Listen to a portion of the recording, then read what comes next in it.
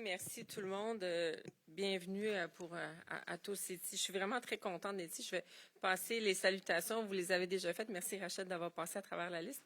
Mais très heureuse de pouvoir vous accompagner dans cette annonce aujourd'hui. 4 maisons d'hébergement pour des femmes qui sont victimes de violences conjugales ou qui veulent tout simplement se retrouver dans un logement, mais dans une communauté. Une communauté qui est en fait un filet social, psychosocial, puis un filet de solidarité féminine.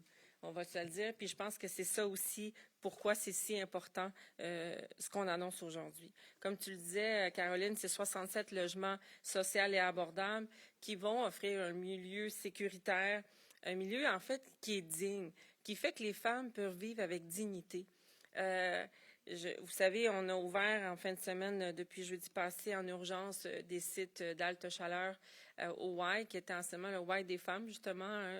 Et ce qu'on voit aujourd'hui dans nos rues, c'est beaucoup trop de femmes qui se retrouvent en situation d'itinérance.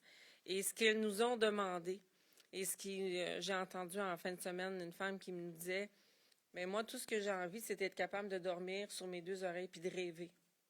Et je pense qu'il faut se souvenir que ces femmes veulent rêver.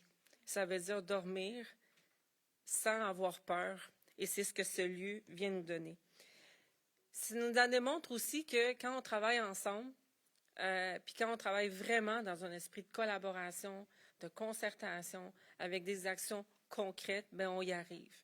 Puis moi, je veux saluer les administrations précédentes de la mienne, qui a pensé différemment comment on pouvait appuyer ces projets le temps que les subventions arrivaient. Montréal a été là pour soutenir, entre autres, l'achat du terrain, l'achat du bâtiment, le temps que les subventions arrivent en garantissant ces prêts.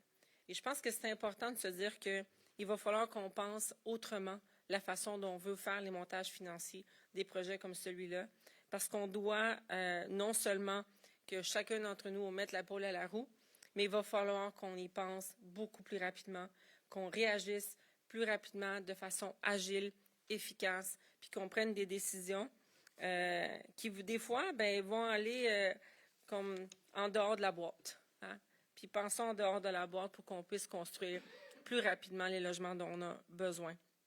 Il faut qu'on avance rapidement les projets parce qu'il n'y a pas une femme qui doit se retrouver dans la rue, pas une femme qui doit se retrouver dans un logement qu'elle n'est pas capable de payer, puis à risque de perdre ce logement et à risque de se retrouver dans la rue avec ses enfants.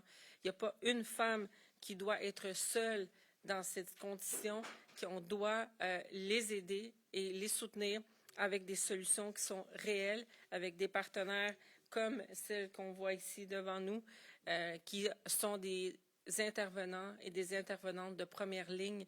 Et on vous remercie de faire ce travail parce que sans vous, je suis convaincue qu'il y aurait encore plus de femmes dans la rue. Alors, merci du travail que vous faites à tous les jours. Parce que oui, c'est facile d'être ici devant vous, faire des annonces comme celles qu'on fait aujourd'hui, mais c'est beaucoup plus difficile le travail que vous faites à tous les jours avec ces femmes. Et je vous en remercie du profond de mon cœur. Merci beaucoup.